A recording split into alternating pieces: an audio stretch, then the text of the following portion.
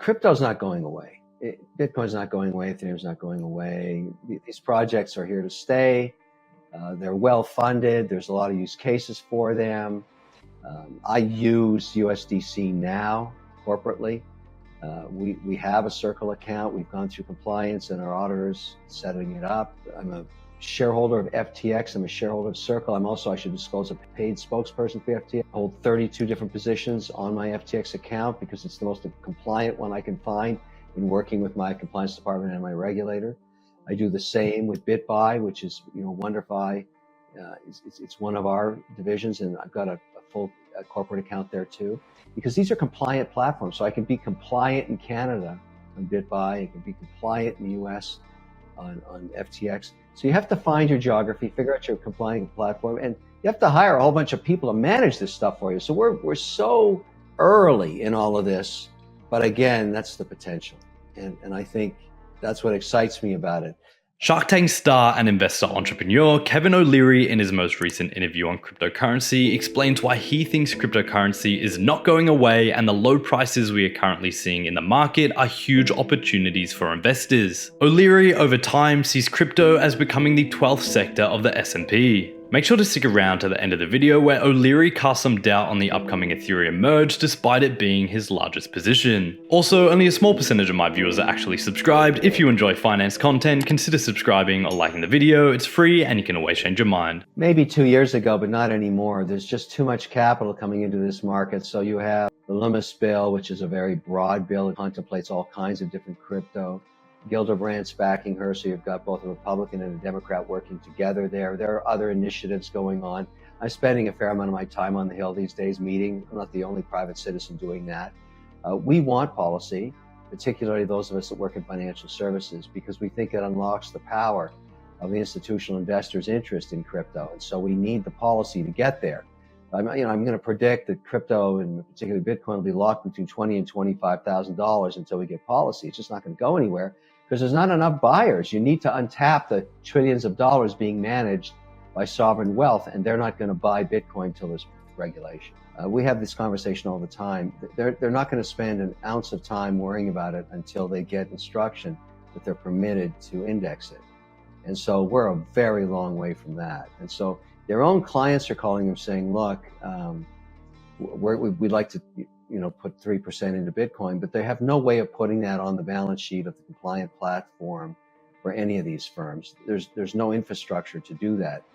Bitcoin trades 24/7. The majority of their positions finish trading at 4 o'clock. There's a mark to market with the compliance infrastructure to make sure they're not offside on whatever the mandate is.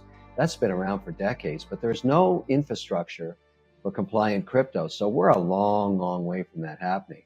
And so most of the people that own Bitcoin are high net worth individuals, family offices, hedge funds, and minor institutional clients, very minor. And so that's the opportunity, though. That's the upside. The whole idea is that if you think it's eventually going to get regulated, all of those other players will come in, and then all of a sudden there's going to be 1 to 3% allocation in the typical portfolio, which is no different than a fixed income or bond portfolio or equity portfolio. And that's when this industry will begin to mature. And then also companies will build the financial infrastructure to actually be compliant in crypto with the reporting, whether it be capital gains and losses or some kind of lending program where there's an income to it, or staking. All of that has to get worked out, but just zero compliance platforms. And so it's really hard to do that right now. And so that's why, for all the enthusiasm about Bitcoin, virtually nobody owns it. I think there'll always be, opportunistic token creation and trying to define it, whether you're playing a game or whether you're using it to buy something in the metaverse. There's so many different use cases being tabled. But in the end, when you look at most markets, what you find is it's the adoption of standardization that creates value. So if all of a sudden there's 10 stable coins that come to market for payment systems, my prediction would be that there'll only be 3 survivors 10 years later. And they'll be behemoths, they'll be very large, and they may have slightly different attributes. But, there's already 64 billion in Tether and 54 billion in USDC. They're likely to survive, assuming they can survive audit, and then maybe a few others. And always the rumor of the feds themselves creating their own digital dollar. I'm very skeptical of that. The last place you want development work done is with the government. They're the worst at it. So I'd let the private sector figure that out and just the government provide regulation. But, everybody's speculating on this stuff.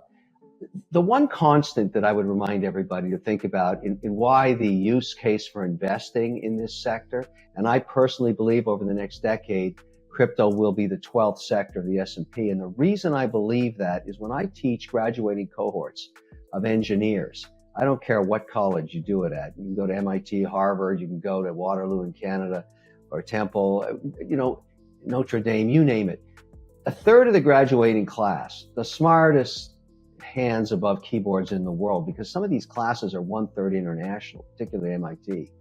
They have no interest in, as engineers, to go back to the other 11 sectors of the economy. Zero interest in working there. They all want to work on the blockchain. So my argument is you can't take that much intellectual capital, the best and the brightest, put them onto this sector by the tens of thousands every week and not expect incredible outcomes. So it's just like at the beginning of the internet, and all of a sudden when people thought, oh, the internet's not going to be anything, look at it today, it's the backbone of every economy.